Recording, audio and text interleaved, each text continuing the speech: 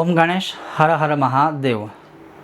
हम जब भी कोई यज्ञ करते हैं या फिर करवाते हैं, अब यहाँ नित्य यज्ञ जो हम करते हैं, जो 5-10 या लगभग अधिक से अधिक 15 मिनट का यज्ञ, जैसे मैं अगर कहूँ कि श्री सूक्तम आदि यज्ञ, उसकी मैं बात नहीं कर रहा हूँ। लेकिन जब हमारे घर में मांगलिक यज्ञ करवाते हैं, पौष्टिक यज्ञ करवाते हैं, या फिर कोई विशेष कामना पूर्ति है तो कोई भी यज्ञ करवाते हैं, तो उसमें जो हम हवनीय द्रव्य का प्रयोग करते हैं, हवनीय द्रव्य अर्थात सफ़ेद या काले तिल हो गए, जौ हो गए, पायस हो गया, गौ माता का घी आदि हो गया, तो ये जो सारी सामग्री है, क्या हमें जो प्राप्त हुई है इसी हिसाब से हम आहुति दे सकते हैं, भगवान को दे सकते हैं?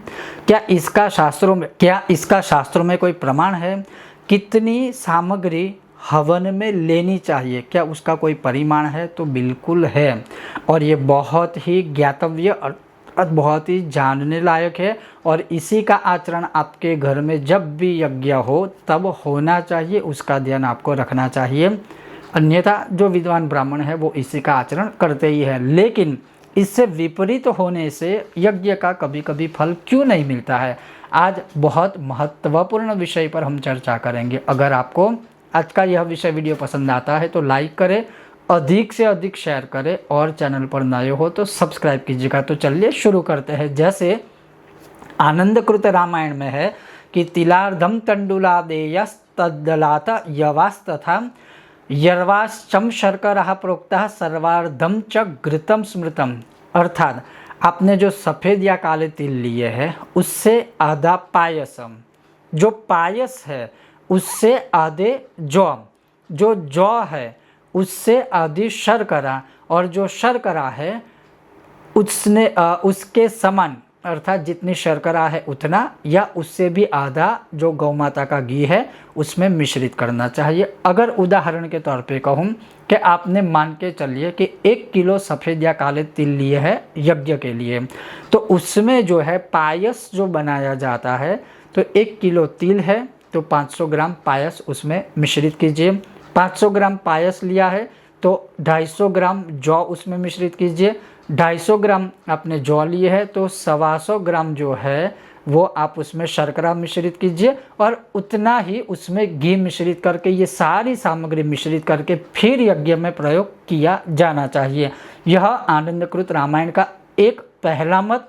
दूसरा मत अगर जैसे मैं आपको कहूँ तो लिखा है कि तिलार्धम तु यवाह प्रोक्ता यवार्धम तंडुला स्मृता तंडुलार्ध शर्करा प्रोक्ता आज्य भागश्चतुष्टयम। अर्थात तिल से आधे जौ, ये एक अच्छा मत है और अधिकतर यही मैं भी आचरित करता हूँ कि तिल से आधे जौ, जौ से आधा पायस, पायस से आधी शर्करा, और शर्करा से 4 गुना घी, वो है ये सारी सामग्री मिश्रित करके यज्ञ होना चाहिए। ये दूसरा मत हुआ। आगे तीसरा मत है कि तिलास्तु द्विगुणः प्रोक्ता यवेभ्यश्चैव सर्वदा अन्ये सौगंधिकः स्निग्धा गुग्गुलादियवः समाः तिलादिक्ये ज्वललक्ष्मीर् यवादिक्ये दरिद्रता घृतादिक्ये ज्वलन्मुक्तिः सर्वसिद्धिस्तु शर्करा। अगर यज्ञ में तिल ज़्यादा होंगे कोई दिक्कत नहीं है, उससे लक्ष्मी की प्राप्ति होगी। लेकिन तिल से ज़्यादा जिस यज्ञ में जौ की संख्या बढ़ गई, जौ की मात्रा बढ़ गई, उसके घर में सिर्फ दरिद्रता ही आएगी। जिस यज्ञ में घी ज़्यादा भी अगर प्रयोग किया जाएगा, चिंता करने की आवश्यकता नहीं है, उससे मनुष्य को मोक्ष और मुक्ति मिलती है। और जिस यज्ञ में शर्करा की मात्रा ज़्यादा रहती है उससे सर्व सिद्धियों की प्राप्ति होती है।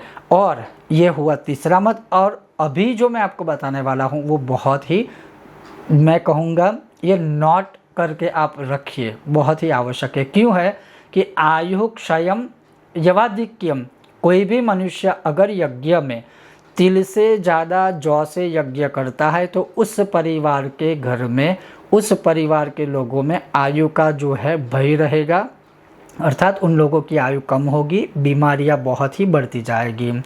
फिर लिखा है कि यव साम्यम धनक्षयम, अगर तिल और जौ ये दोनों एक समान संख्या में लेकर अगर आपने यज्ञ किया या करवाया, उस घर में धन का विनाश होगा।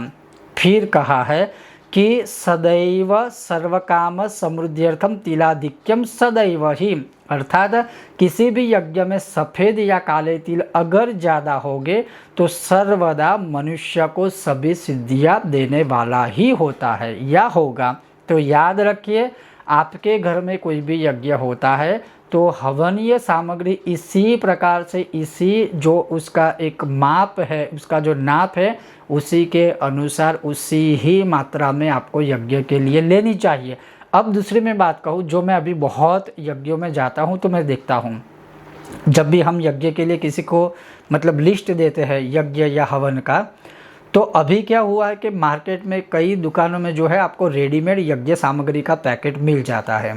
दूसरा अभी कुछ और नया निकला है, उसमें मतलब वो कहते हैं कि यज्ञ की सामग्री गुरुजी इसमें 108 औषधियाँ हैं, लेकिन 108 औषधियों की ज़रूरत यज्ञ में है ही नहीं। देखिए, कभी कभी ये होता है कि बहुत चीज़ें हमें देखने से बहुत हम मोहित हो जाते हैं, हमें ये लगता है कि हम ज़्यादा चीज़ें भगवान को देंगे तो भगवान हमें ज़्यादा देंगे, लेकिन ऐसा हर एक समय पर हर एक कर्म में ये नियम लागू नहीं होता है। यज्ञ में जो सामग्री रहती है, जो मैंने आपको बताई, मुख्य रूप से सफ़ेद या काले तिल है, जौ है, गौ माता का घी है, शर्करा है, यही और पायस है, यही जो 4-5 सामग्री है वही यज्ञ में मुख्य रूप से प्रयोग की जाती है। हाँ, कोई विशेष कामना है, कोई ग्रहों की शांति के लिए है, वो एक बात अलग है, लेकिन कोई भी दुनिया का यज्ञ होगा इसमें ये सामग्री कंपलसरी इसी मात्रा के अनुसार होनी चाहिए। 108 औषधियाँ इसमें ज़रूर नहीं है। 108 औषधियों से खुद को नहाना चाहिए ताकि कोई ग्रहों आदि का दोष हो तो वो ख़त्म हो जाए, या उसी औषधियों को उबाल कर उसका पानी पीजिए ताकि शरीर की शुद्धि हो जाए। उस औषधियों का यज्ञ में कहीं पर भी होना आवश्यक नहीं है। हाँ, किसी मंदिर में, किसी देवालय में नए मूर्तियों की प्राण प्रतिष्ठा होती है तो वहाँ उसका जो है स्नपन विधि से स्नान करवाया जाता है, वो औषधियाँ वहाँ जरूर है, यज्ञ में नहीं है। अगर आप ये गलती करते हो तो मत कीजिएगा। तो ये बहुत महत्वपूर्ण विषय है और मैं अपेक्षा रखता हूँ ये विषय आपके लिए भी बहुत काम में आएगा, और अधिक से अधिक ये शेयर कीजिएगा ताकि कोई अनजाने में भी ये गलतियाँ ना करे। आपका कोई प्रश्न है आप कमेंट बॉक्स में मुझे पूछ सकते हो। ओम गणेश, हर हर महादेव, जय सिया राम।